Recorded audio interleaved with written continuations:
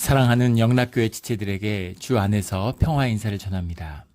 오늘은 2022년 8월 2일 화요일입니다. 오늘의 묵상 본문은 욥기 12장 1절로 25절까지의 말씀입니다. 5주를 우리 일일 묵상을 쉬었습니다. 오늘 8월 2일부터 우리 묵상을 재개합니다. 오늘 본문 말씀 욥기 12장 1절부터의 말씀은 이렇게 시작합니다. 욥이 대답하여 이르되 너희만 참으로 백성이로구나. 너희가 죽으면 지혜도 죽겠구나. 오늘 본문 말씀은 11장의 소밧의 질문에 대한 욥의 대답이죠. 우리 엘리바스, 빌닷, 소밧 이 세 친구들이 욥을 찾아와서 하나님의 섭리와 뜻에 대한 변론을 다루고 있는 그 본문 가운데 있습니다. 욥이 대답하는데 너희만 참으로 백성이로구나. 너희가 죽으면 지혜도 죽겠구나. 너희만 참으로 백성이로구나 라는 건 하나님의 백성이구나. 약간의 그런 어떤 시니컬한 그런 비판적인 의미가 들어있는 거죠. 너희가 죽으면 지혜도 죽겠구나. 지혜라고 하는 것은 주님의 임재를 상징하는 것입니다. 너희만 주님을 아는구나. 너희만 주님이 함께하고 있구나. 이런 이제 그 책망인 것이죠. 너희가 없으면 주님의 지혜도 사라지는 것 같구나. 이런 이야기입니다. 3절에 나도 너희같이 생각이 있어 너희만 못하지 아니하니 그 같은 일을 누가 알지 못하겠느냐. 생각이라는 게 이제 레바브라는 말인데 여기 생각이라고 했지만 사실은 우리 뭐 심장도 되고 우리의 뭐 심령도 되고 우리의 의지도 되고 의식도 됩니다. 뭐 영이라고 해도 뭐 해석이 레바브라는 게 뜻이 되죠. 지금 친구들이 이야기하는 소밧이 이야기하는 하나님의 섭리와 하나님이 움직여 가시는 하나님의 역사하심을 모르는 사람이 누가 있느냐라는 거죠. 우리 예전에도 여러 번 나누지만 우리 이제 개신교 특별히 기독교의 문제가 정답에 있다 이런 이야기를 나눴습니다. 불교는 문제가 무엇인지 인생의 문제가 무엇인지에 대한 깊은 천착이 있죠. 그런데 문제는 답을 주지 않아요. 정답이 무엇인지 모릅니다. 그래서 어떤 답을 얻어도 그 답이 삶의 정답인지를 깊이 회의하게 되는 그런 문제가 있죠. 반면에 우리 신앙의 전통 안에서는 기독교에서는 교회에 나오는 첫날 정답을 알려줘요. 심지어는 교회를 나오지 않은 사람도 정답이 무엇인지 압니다. 기독교의 정답을 알고 있어요. 예수 그리스도가 십자가가 우리 삶의 정답이 된다는 걸 알고 있습니다. 문제는 무엇이냐면 이것이 종교화되고 이원화되어서 삶의 문제를 직시하고 대면하지 않는다는 거예요. 종교의 거짓으로 삶의 진실을 외면한다는 겁니다. 정답을 다 알아요. 입만 열면 정답을 이야기하는 거죠. 그런데 삶의 문제가 전혀 풀리지 않는 겁니다. 이것이 종교의 문제죠. 그것처럼 정답 모르는 사람이 누가 있느냐 이런 이야기죠. 삶에 직면하는 이런 깊은 아픔과 주님이 개입하시는 삶의 진실을 마주해라 라는 것이 욥의 호소입니다. 지금 뭐 인과응보를 얘기하는 거죠. 친구들은 또 하나님의 공의를 이야기하는 겁니다. 모르는 사람이 누가 있겠어요? 근데 공허한 이야기죠. 왜냐하면 그것은 욥에게 해당되는 이야기가 아니기 때문입니다. 욥의 인생에 개입하시는 하나님의 개입, 하나님의 역사하시는 하나님의 뜻이 있는 겁니다. 깊은 뜻이 있는 거죠. 이것을 뭐라고 표현할 수 있고 이것을 무엇이라고 이야기할 수 있겠어요? 이것을 한마디로 얘기하면 주님의 신비입니다. 주님이 우리와 함께 하시는 신비예요. 근데 이 친구들은 모든 것을 다 아는 것처럼 인간의 의식 세계니까 인간의 생각 속에 있으니까 모든 것을 정리하고 모든 것이 인과응보, 현상을 바라보니까 현상이라고 하는 것은 인과 법칙이 지배하죠. 원인이 있으니까 결과가 있지. 네가 심판을 받는 건 네가 뭔가 죄가 있고 잘못을 저질렀으니까 그런 거 아니야. 우리가 모를 뿐이지 네가 뭔가 잘못했지. 근데 욥의 의로움을 시험하시는 주님의 뜻이 있다는 것을 헤아릴 수 없는 것이죠. 우린 지금 욥기를 읽으니까 성경의 말씀과 가르침을 통해서 주님의 그런 신비를 느끼죠. 그러나 그것을 알 수 없는 사람들, 그것을 모르는 사람들은 그것을 자꾸 말을 만들어서 합리화시키려고 한다는 겁니다. 저도 마찬가지죠. 제가 목사인데 강해를 하고 말씀을 전하다 보면 너무 확신에 차서 주님의 뜻을 다 아는 것처럼 그렇게 주님의 뜻을 이야기할 때가 있습니다. 예. 굉장히 두렵고 조심스러운 것이죠. 예. 주님의 뜻을 어떻게 헤아리고 주님의 뜻을 알 수 있겠어요? 잘 모르죠. 예. 성경의 말씀의 뜻을 어떻게 다 헤아립니까? 힘 닿는 데까지 기도하면서 마음에 오는 것을 전하지만 그것이 전부가 아니죠. 예. 그런 것을 우리가 하나님의 그 신비의 영역을 인정하고 또 당연히 받아들이고 존중해야 한다는 겁니다. 그 뜻을 이야기하는 거죠. 너희가 죽으면 지혜도 죽겠구나, 이런, 너희가 모든 것을 안다고 생각하지 말아라, 이런 것이죠. 4절에 하나님께 불러 아뢰어 들으심을 입은 내가 이웃에게 웃음거리가 되었으니 의롭고 온전한 자가 조롱거리가 되었구나 라고 이야기합니다. 웃음거리, 조롱거리 이렇게 해석을 했는데, 웃음거리라는 말은 세코크, 조롱거리라는 건 코브크라고 하는데 이게 다 사카크라고 하는 말, 웃는다라는 뜻이에요. 웃음거리가 되었다. 지금 욥이 의롭다고 하기 때문에, 온전하다고 하기 때문에 지금 이것이 친구들을 굉장히 거스른 것이죠. 그런데 하나님이 욥을 의롭다고 하세요. 그래서 욥은 의인이죠. 주 안에서. 그것이 세상의 웃음거리와 조롱거리가 되는 것입니다. 그 신비를 뭐라고 말할 수 있겠어요? 5절에 평안한 자의 마음은 재앙을 멸시하나 재앙이 실족하는 자를 기다리는구나. 굉장히 본문을 보면 이걸 해석하기 난해한 그런 말씀입니다. 어려운 말씀이에요. 평안한 자의 마음은 재앙을 멸시하나 라는 것은 이제 전통적으로 두 가지로 해석해 왔는데 그 중에 하나를 이제 개역개정은 택하고 있습니다. 평안한 자의 마음은 재앙을 멸시하나, 마음이 평안하고 주 안에 있으니까 재앙이라고 하는 것을 멸시하고 꺼린다는 거죠. 그런 것이 없는 것처럼 주님 안에서 화평을 누리고 주님 안에서 형통의 길을 걷는 그 평안을 누리는 사람들은 그걸 이해하지 못하죠. 아니 왜 저렇게 복잡해? 뭐가 그렇게 어려워? 주님이 그러실 리가 있어. 이런 신뢰가 있기 때문에 뭘 네가 잘못했으니까 벌을 받았지, 이렇게 생각한다는 해석의 맥락이죠. 근데 본문을 정확히 읽으면 이 재앙이라고 해석한 라피드라는 말이, 라피드 자체가 재앙이 될 수도 있지만 라와 피드를 전치사와 명사로 쪼갤 수도 있습니다. 그러면 그 안에 횃불이 있다, 이렇게 해석할 수 있는 거예요. 평안한 자의 마음 속에는 경멸하는 횃불이 있다라는 거죠.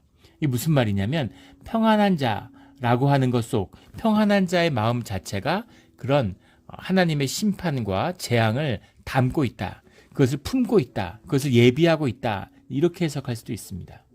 그래서 재앙이 실족하는 자를 기다리는구나, 그런 사람들은 재앙을 기다리고 있다, 재앙이 예비되어 있다, 이런 말이죠. 무슨 말씀이냐면 하나님은 움직이시고 하나님, 우리가 삶 가운데 하나님이 우리를 주시는, 우리를 보내시는 뜻이 그 시련과 고난 가운데서 우리를 연단하는 뜻이 들어있는데, 평안과 화평이라는 것은 평안하고 평탄한 삶을 의미하는 것이 아니죠. 시련과 고난 속에서 우리가 가지는 마음의 평화, 심령의 평화를 의미하는 거죠. 주님의 임재가 함께하기 때문에. 그런데 여기서 평안하다라는 뜻은 삶의 안일함입니다. 안일한 삶, 삶에 별일 없고 평안한 삶, 그런 삶을 산다고 하는 것은, 그것은 주님의 심판과 재앙, 주님이 주시는 시련과 고난을 예비하고 있다라고도 해석할 수 있는 것이죠. 두 뜻이 다 통해요. 다 맞는 말입니다. 그래서 본문이 이제 난해한 것이죠. 또 다 뜻이 통하는 것이죠. 우리가 주님 안에서 주님이 주시는 화평과 평안이 분명히 있어요. 주님이 푸른 초장의 길을 안내하실 때가 있습니다. 너무 감사하죠. 은혜가 있죠. 주님 이렇게 좋으신 분이구나, 이런 걸 느낍니다. 그러나 주님이 인도하시는 삶의 길에서 고난과 역경과 시련도 있어요. 그래서 그 역경과 시련을 겪는 사람에게, 야, 너가 하나님한테 의지하고 하나님과 함께 했으면 이런 고난이 없었을 텐데, 이렇게 말할 수는 없다는 겁니다. 6절에 강도의 장막은 형통하고 하나님을 진노하는 자는 평안하니 하나님이 그의 손에 후히 주심이라. 5절도 어렵지만 6절도 굉장히 난해한 말씀입니다. 강도의 장막이 형통하고 하나님을 진노하게 하는 자가 평안하니, 이거 현상적인 모습이죠. 이걸 받아들이기 어렵기 때문에 해석을 어렵게 느끼는 거예요. 그런데 우리가 세상을 바라보십시오. 현상의 눈으로 보면은, 그러면 강도의 장막이 형통하죠. 푸틴 같은 세상의 강도잖아요. 그런 범죄자들이 국가를 털고 김정은 뭐 이런 시진핑 세상의 호사와 권력을 다 누리지 않습니까? 강도의 장막이 형통해 보여요. 하나님을 진노하게 하는 자, 500만의 난민을 만들고 전쟁을 일으켜서 무수한 자를 사람들을 막 역경으로 재앙으로 몰아넣는 자들, 그 악한 자들이 형통하는 것처럼 보인다는 겁니다. 이 눈에 보이는 현상의 세계잖아요. 현상의 세계가 다라면 그들이 세상의 승자고 그들이 진리고 맞는 길을 가는 것처럼 보이죠. 그런데 그게 아니라는 겁니다. 보이지 않는 세계, 본질의 세계가 세상의 중심이라는 걸 보는 자의 눈에는 세상에서 얻는 형통, 세상에서 돈 벌고 떵떵거리는 것, 이것이 다가 아니고 이것이 결코 좋은 것이 아니라는 거죠. 그 신비를, 그 보이지 않는 세계를 보는 지혜, 그걸 말씀하는 거죠.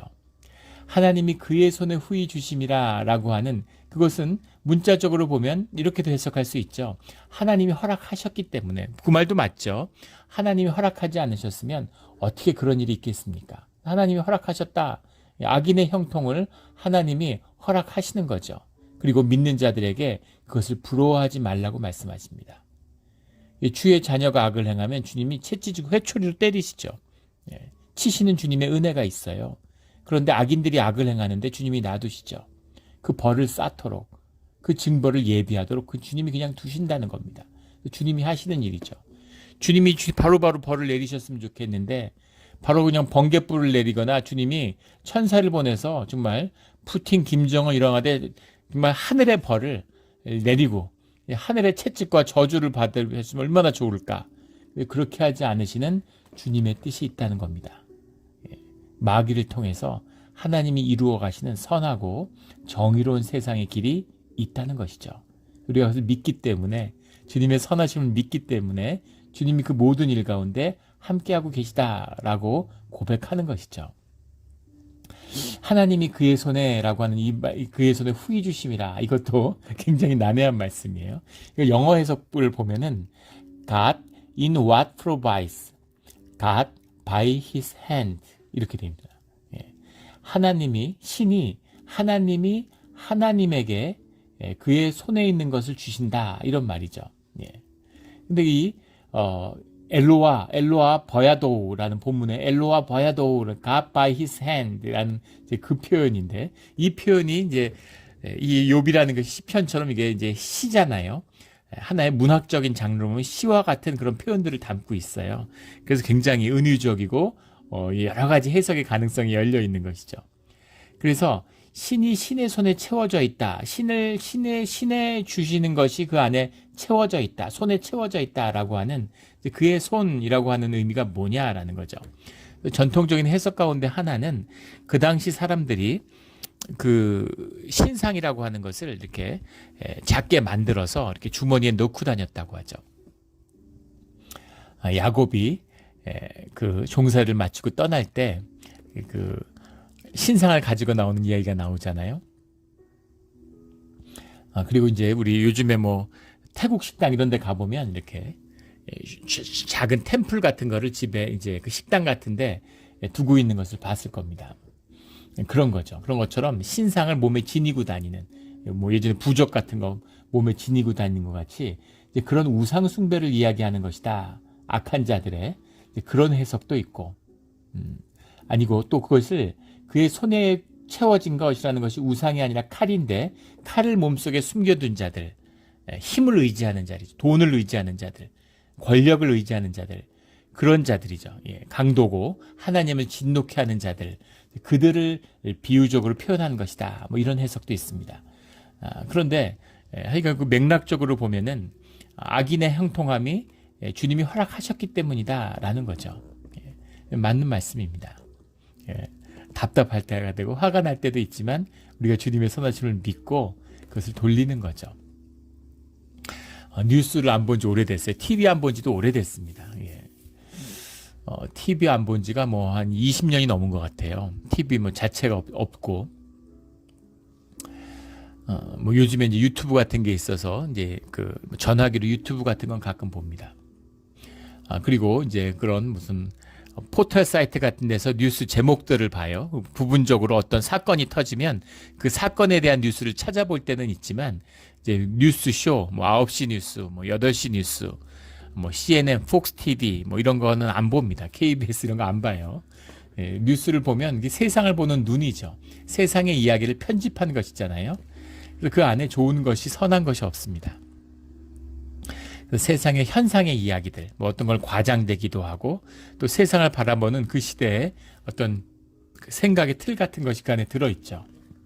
그래서 그런 것이 선하지 않기 때문에 또 그런 것을 보면 마음이 어지러워지기 때문에 이제 그런 것을 보지 않습니다. 그렇다고 뭐 세상에 눈을 닫고 사는 건 아니고 그 뉴스들을 쭉 살펴보죠. 그런데 이제 그런 현상에 빠져들고 현상에 묶여드는 것이 있어요. 그래서 그런 것을 끊는다는 의미에서 이제 뉴스를 끊는 것이죠. 근데 분명한 것은 그것 가운데 흐르는 주님의 뜻이, 그 보이지 않는 뒤에 흐르는 주님의 뜻이 분명히 있다는 겁니다. 그런 것이 보이지 않을 때도 있고 선명하게 보일 때도 있죠. 그 고백을 드리는 것이죠. 그것이 오늘 욥이 드리는 이 고백입니다. 이 하나님의 신비와 보이지 않는 세계, 하나님을 깊이 존중하는 우리의 믿음, 깨어있는 믿음이 되기를 주의 이름으로 축원합니다. 7절에 이제 모든 짐승에게 물어보라. 그것들이 내게 가르치리라.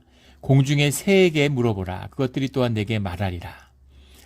8절에 땅에게 말하라. 내게 가르치리라. 바다의 고기도 내게 설명하리라.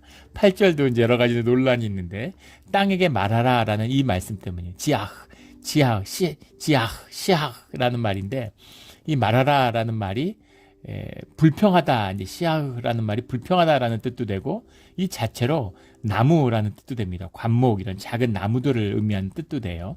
근데 문맥적으로 보면 바다의 고기도 내게 설명하리라, 그러니까 앞에 땅의 나무도 내게 가르치리라 라고 해석하는 것이 시적으로 이 운율이 맞는 거죠.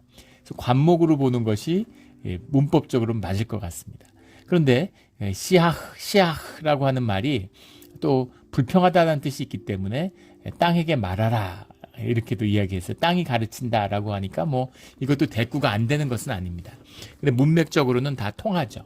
문학적으로 보면은 땅의 나무들이 뒤에 바다의 고기와 대꾸를 이룬다라는 것도 맞을 겁니다. 근데 이 말씀은 지금 11장에 소밧의 이야기가 그가 질문한 11장 6절의 말씀과에 대한 어떤 그 답변 같은 그런 것이죠. 11장 6절에 보면 지혜와 오묘함으로 내게 보이시기를 원하노니 이는 그의 지식이 광대하심이라. 하나님께서 너로 하여금 너의 죄를 잊게 하여 주셨음을 알라. 너가 지금 죄를 깨닫지 못하는 것이지 네가 당한 이 모든 어려움, 고통은 너의 죄 때문이다. 그래서 그 지혜 오묘함을 네가 깨달았으면 좋겠다라는 소밧의 이야기입니다. 엄청난 정죄죠. 그런데 거기에 대해서 그걸 모르는 사람이 어디 있겠느냐. 세상에 하나님의 섭리 가운데 모든 것이 있는데 공중의 새나 땅의 나무들이나 바다의 고기도 다 안다. 이런 이야기입니다. 그걸 모르는 사람이 누가 있어. 이것이 이 11장에 이야기한 소밧에 대한 욥의 대답인 것이죠. 9절에 이것들 중에 어느 것이 여호와의 손이 이를 행하신 줄 알지 못하랴. 10절에 모든 생물의 생명과 모든 사람의 육신의 목숨이 다 그의 손에 있느니라. 주님의 섭리 가운데 있지 않는 것이 무엇이 있느냐라는 겁니다.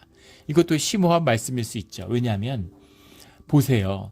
그 아프리카 같은 데 있는 아프리카 평원의 그 물소들, 그 얼룩말들이 수백 킬로를 이동하는 그런 이동을 계속합니다. 그걸 그대로 똑같이 하고 있죠. 뭐 무슨 그 바다에 있는 고래 이동 경로 같은 거, 철새들.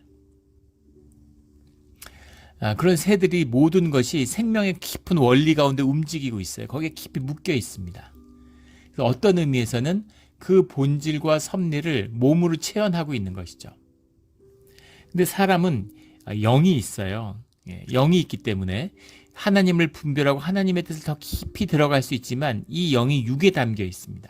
그래서 육을 컨트롤하려고 하고 육의 세상을 또 육의 섭리가 있죠. 그것을 이탈하게 할 수 있는 것이 인간이 가진 묘미죠. 배고프면 동물들은 본능에 따라서 행동하는 겁니다. 사육사가 호랑이를 10년을 키웠는데 배고프면 사육사를 물죠. 근데 사람은 아무리 배고파도 그것을 참고 인내하고, 사람이 배고파서 사람을 잡아먹는 일도 일어나지만 역사 속에서, 하지만 그것을 참고 견딜 수 있는, 그것이 또 인간에게 있는 겁니다. 이게 영이 주는 육신의 존재지만 영의 존재인 인간의 비밀인 거죠. 그래서 하나님의 섭리를 인간이 거스르기도 하고 그것을 벗어나기도 해요. 영이 있기 때문에. 영의 비밀인 것이죠. 그러나 세상의 모든 것이 주님의 섭리 가운데 있다라는 것은 부정할 수가 없다는 겁니다. 그 고백이 11절에 나오는 입이 음식의 맛을 구별함과 같이 귀가 말을 분간하지 아니하느냐. 이 유대 전통은 지혜의 전통이죠. 유대인들은 귀를 중시해요. 입보다 귀를 훨씬 중시합니다. 그래서 입이 음식의 맛을 먹는데 맛을 구별함과 같이 귀가 말을 듣는데 왜 분간하지 않겠느냐. 분별의 영이 왜 없느냐. 우리가 안다는 거죠. 맞는 말씀입니다. 우리가 알죠. 우리의 귀가 우리의 본성이 다 알아요. 우리의 양심이 알아요. 그러나 우리의 생각이, 우리의 의식이, 우리의 에고가 그것을 흐리고 거짓되게 하는 것이죠. 우리가 아침마다 기도를 하는데 우리의 의식을 잠들게 하고 우리 내면과 무의식 가운데 영을 일깨우는 겁니다. 그러면 보이지 않는 세계를 느끼고 주님의 손길을 느낄 수가 있죠. 그러면 알아요. 해야 될 일과 하지 말아야 될 일 압니다. 근데 우리가 그걸 속이고 하는 것이죠. 그 사람이 바로 안다는 거 아니에요. 선보러 나가면 결혼할 사람인지 아닐 사람인지 만나면 바로 안다는 겁니다. 교회에 나오면 그 교회가 내 가족이 될지 안 될지를 바로 안다는 거 아니에요. 영으로 아는 거죠. 근데 계속 머리로 혼미하게 고민하는 겁니다. 남자가 뭐 그만한 사람 구하기 어려운데 내 나이에, 집에 뭐 집안에 돈이 많다는데 이런 식으로 아닌데 자꾸 생각이 어지럽히는 거죠. 이겁니다. 그래서 사실은 우리 귀가 분별하고 입이 분별하는 것처럼 주님의 섭리를 분별하지 못하는 자가 누가 있느냐, 이런 것이죠. 13절에 늙은 자에게 지혜가 있고 장수하는 자에게는 명철이 있느니라. 지혜라는 건 카캄이라는 말이고, 명철이라고 하는 말은, 명철이라는 말이 이제 여러 번 본문에 나오는데, 명철이라는 건 테브나라는 말인데 베네라는 게 원형입니다. 이해한다, 영어로 하면 understanding, 이런 것이죠. 세월 속에서 늙은 자에게 지혜가 있고 장수한 자에게 명철이 있느니라 라는 건 관용구 같은 것인데, 영원히 사시는 주님의 지혜를 누가 당할 수 있으랴라는 굉장히 현상적인 표현이죠. 그 당시 농업사회니까 오래 산 사람들이 자연에 대한 지혜가 깊잖아요. 그런데 주님보다 지혜가 더 깊은 자가 누가 있겠느냐, 이런 고백이 이 안에 담겨 있는 거죠. 13절에 지혜와 권능이 하나님께 있고 계략과 명철도 그에게 속하였나니, 이 계략이라는 게 에짜라는 말인데 야츠라는 말이 원형이죠. 계략이라고 해석했는데 우리 17절에 가면 모사를 벌거벗겨 할 때 모사, 어드바이스, 충고하다, 어드바이저죠. 그런 그 뜻이에요. 계략과 명철이 그에게 속하였다. 15절에 그가 물을 막으신지 곧 마르고 물을 보내신즉 땅을 뒤집나니, 16절에 능력과 지혜가 그에게 있고 속은 자와 속이는 자가 다 그에게 속하였으므로, 17절에 모사를 벌거벗겨 끌고 가시며 재판장을 어리석은 자가 되게 하시며, 세상의 현상에 속한 지혜 있다, 뭐 권위가 있다, 능력이 있다, 이 모든 것을 흥하게도 하시고 주시기도 하지만 빼앗으실 수도 있는 분, 세우시기도 하지만 무너뜨릴 수 있는 분이 주님이시다라는 그런 고백인 거죠. 18절에 왕들이 맨 것을 풀어 그들의 허리를 동이시며, 왕들이 맨 것을 풀어 할 때 맸다라고 하는 이 무사르, 왕이 맨 것을 풀었다는 게 무슨 말이냐. 이 무사르라고 하는 말을 이제 말 그대로 하면 이제 바인드죠. 묶은 것이에요. 근데 이것이 무엇을 의미하느냐에 대한 여러 가지 해석들이 있습니다. 전통적인 해석에서는 이것이 앞에 나오는 재판장을 어리석은 자가 되게 하시며라는 걸 받아서 법복이다. 이 재판장은 우리 지금도 그렇죠. 그 판사들이 이제 구별되는 권위를 표상하는 것이죠. 그래서 법복을 입습니다. 앵글로 섹슨 계열의 영국이나 호주 이런 데 가면 이 법관들이 가발을 쓰죠. 그런 것처럼 법복을 입는데 그 법복을 의미하는 것이다. 이제 그런 그 해석도 있고, 또 이것이 관대, 권위를 상징하는, 그 허리띠가 그가 누구인지를 상징하는 거죠. 군대 같은 데 가면 장교나 뭐 고위 장교들, 지휘관들이 매는 게 다르잖아요. 그것처럼 그 관대라는 게 권위를 상징하는데 그 허리띠가 그 권위를 푸는 것, 그 직위를 푸는 것이다. 이렇게 해석하는 해석도 있습니다.